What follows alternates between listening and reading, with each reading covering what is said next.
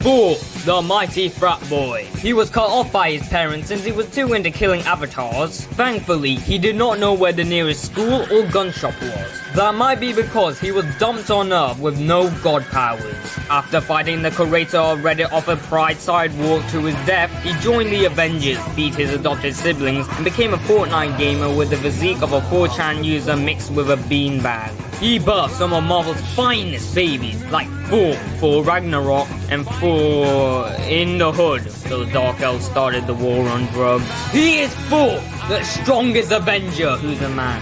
That energy could destroyed way more than Thor's tiny hammer could.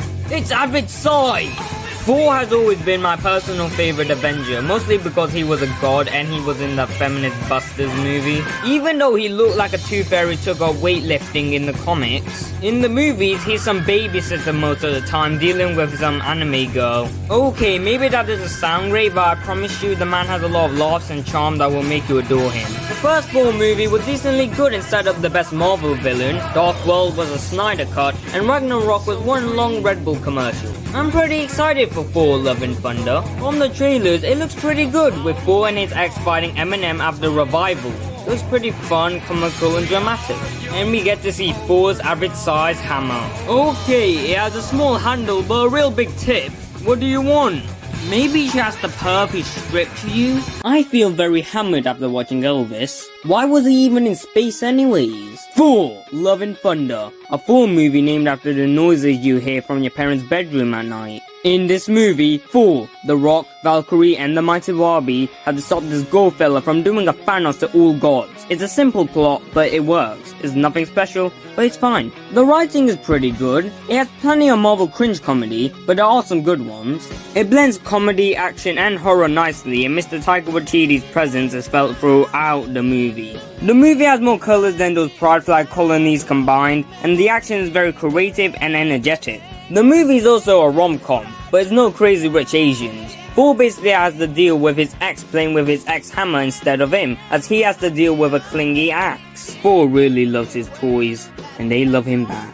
That hammer must be one good giver. The characters are really good as well. Thor, the Pebble, King Waifu Material, they're all brilliant as always. We also have the comeback of Jane Frozone as Mighty Thor. She's pretty badass and more compelling this time. She really took the stage on this movie.